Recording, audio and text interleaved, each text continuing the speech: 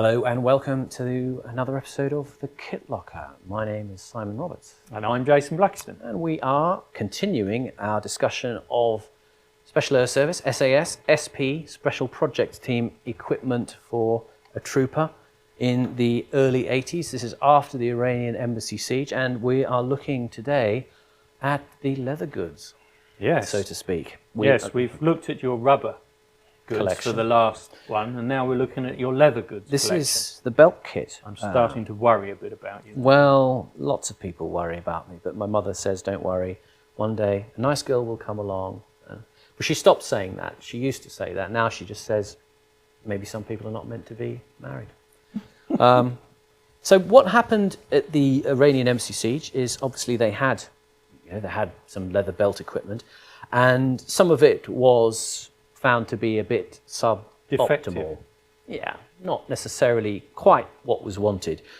My understanding from speaking to our late friend Mel Parry, who was one of the key figures on the operation and in terms of developing equipment for the regiment, was that the SAS had their eyes on good stout leather equipment for belt kit before the Iranian embassy siege, but again, subject to MOD restrictions, we're not able to purchase it.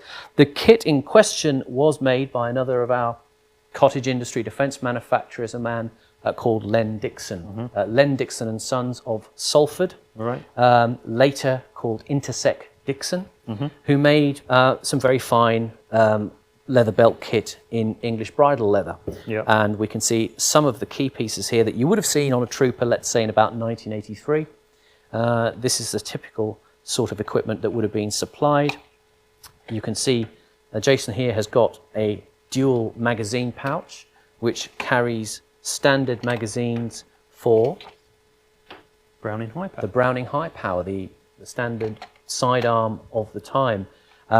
These were made in a combination of leather and a plastic moldable material called Kydex, which is still in use today for hard holsters and other pouches. And this is a leg pouch for the MP5, Heckler & Koch MP5 submachine gun, which could accept both the straight mag and the so-called curved or banana magazine, 30 rounds, for the MP5. And with a combination of a Kydex molded plate on the front and retaining straps in leather with these distinctive checkerboard brass studs. Dixon did also make these pouches fully in leather with slightly different pattern as well. This attaches to the belt with these suspension straps. That seems to have been a favoured way of putting the pouch on a leg drop, so you could adjust to where your hand would sit on the thigh when you needed to withdraw a magazine and cycle out an old one. And they were held to the belt with these straps which had retaining studs which go into the holes on the belt, which is a sort of a standard type of gun belt, sort of developed from the American police belts that you will see as far back, I guess, in America as the 20s and 30s. I've seen those before. Very robust kinds of leather belt, brass buckle, which can be adjusted. It's surprising the quality, isn't it? You know, every time I look at these, I sort of wonder about the quality, but it takes a lot of breaking in. I mean, this one's broken in, but you imagine a brand new one, it would be very, very stiff, very hard to wear. You'd have to use a lot of training to start breaking in. As we discovered earlier today, when you try to put some of the equipment together, the leather, because of the samples I've found have been almost unused, the leather can be so tight that you cannot put a leg strap through just on a holster or a pouch. So you do actually have to work these things like a pair of leather boots. You have to make them supple. Like a horse's saddle, it's brand new saddle. It has to be broken in. All these sort of things need to be used. And certainly when I was selling used surplus abroad, sending it abroad, some of the holsters that you'd get were very, very supple, and the backs of them would actually stretch to a point where they weren't very good anymore, and they wouldn't sit on the belt. But that is incredibly stiff. This is the thing. I suppose they need to be this stiff because 6 months down the line, if we're using that on a daily basis, it's going to be You'd have baggy. you'd have to do something to it. I mean, you can see with the holster here, which is for the Browning high power. These were holsters that were built around a steel shank that would go from the belt suspension point right through the holster, and the leather was stitched around that to give it stiffness, attachment to the leg. And the holsters were what is called wet molded leather, so there'd be a former which was in the shape of the contours of the pistol. For example, if I take this one out. I mean, these are very, very thick, aren't they? They're very thick along there. You could see that they're quite solid, quite thick bits of leather, which required special industrial machines to stitch. This was the sort of standard pattern that came into use in the early 80s. These were available at the time of the Iranian embassy siege, and I think Mel Parry did actually have one of these. Most of the troopers had a different pattern of holster, which we'll see in our video on the Iranian embassy siege kit, which is going to be coming at a later date. But do like and subscribe to this channel if you want to see that. Hit the bell for notifications as well. And we'll see the difference in the form and the quality of that sort of leather work. But as I say, these were sort of very durable, form-fitting holsters. There were other patterns as well that were made. This is a similar one. This one actually, if you can see on there, was for D11, which was the police unit, but who were also using the Browning pistol at that time. And again, the kit that Mel had at the Iranian embassy siege, I said, what sort of holster did you have? He said, we had the experimental kit, he called it. And the experimental ones, by which he meant the Len Dixon stuff, because Dixon was already making a range of holsters and pouches for competition shooters. And so there is actually quite a surprising array of pouches that Dixon did. There's another similar kind of pouch for Browning mags that you can have on a belt, an open pouch. And actually another Len Dixon holster made to the same pattern, but in green. Would these be made for the short MP5 mag? No, I think those were actually for Browning mags. Oh, for Browning that looks mags, like a pistol mag. Okay. So it's very similar to this pouch here, but it just happens to be an open design. On the back.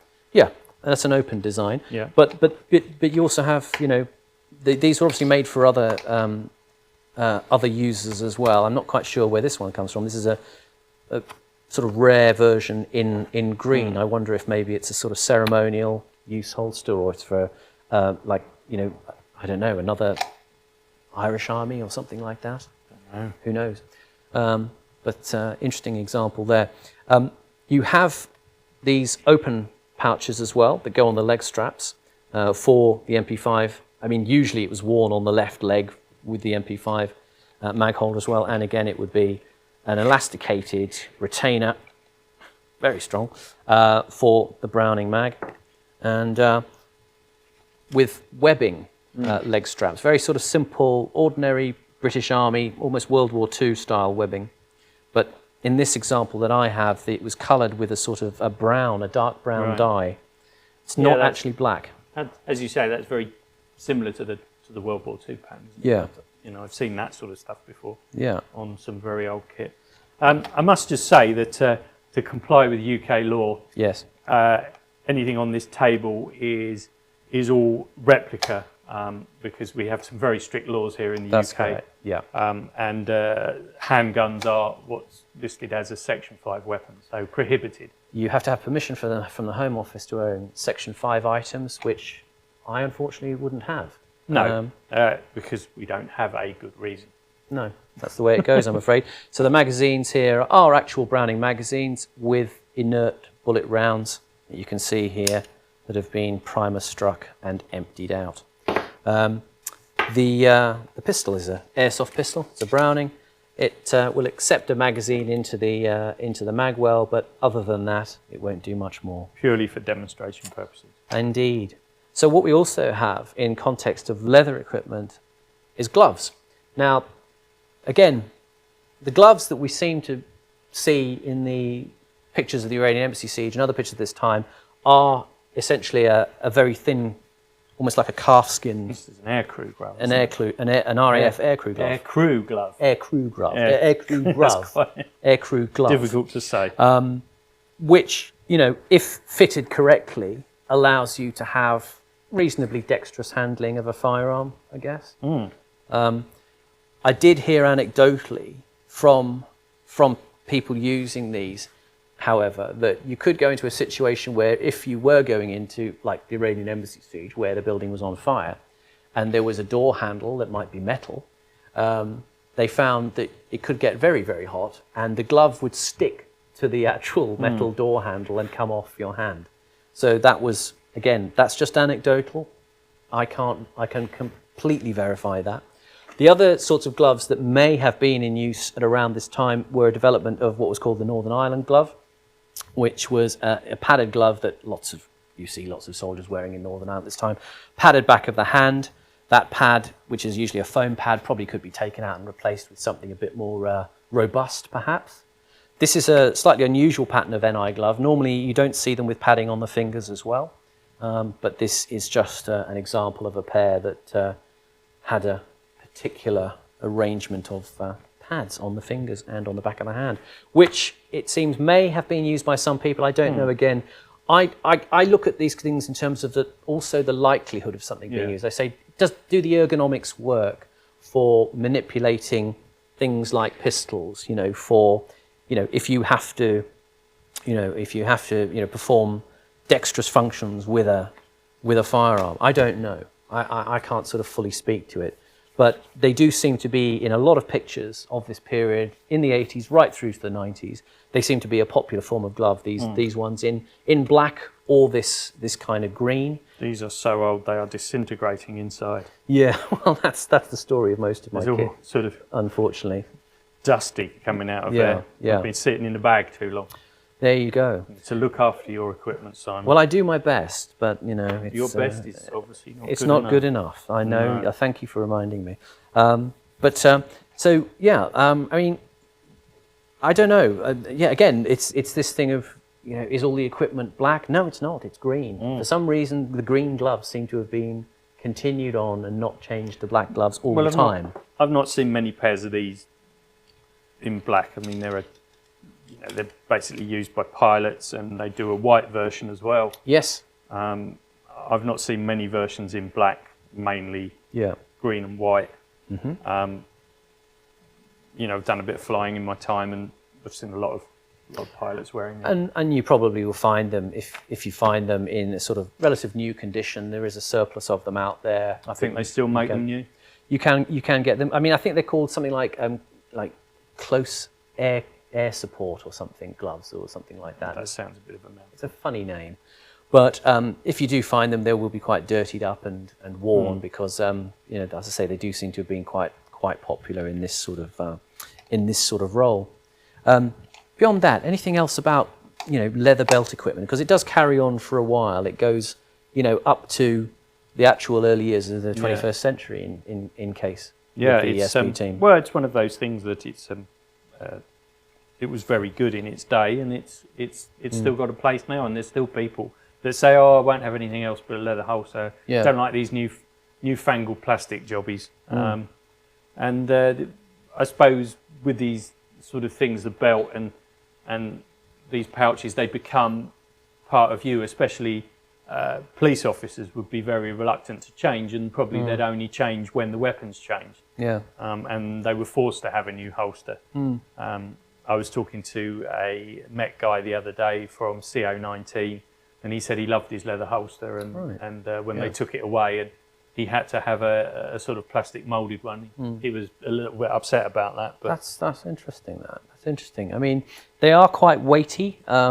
So, I mean, I've set up this particular arrangement with a relative small amount of stuff. One of the things about the Special Air Service that you notice is they don't kind of want to over-equip themselves in every role. They sometimes may wear a lot of equipment, but I guess the optimum is the balance between equipping, protection, and movement. But nonetheless, with fully loaded magazines on and a sidearm, wearing this, it's a lot of weight. It's quite a chunk. When you start to look at all the bits that we've looked at in the previous videos, the body armour, the vest with the grenades and an axe, and plates in your body armour, your coveralls, etc. And then with the belt kit on top, the weight is adding up and up and up. You're starting to get very very heavy. Encumbered. Yes, Yeah. encumbered would be the word. That is indeed the word. So that's it. Pretty much it for leather belt equipment. We are going to look at from the period. Well, this is going to, I say, roughly up to about 1984, 85. Okay.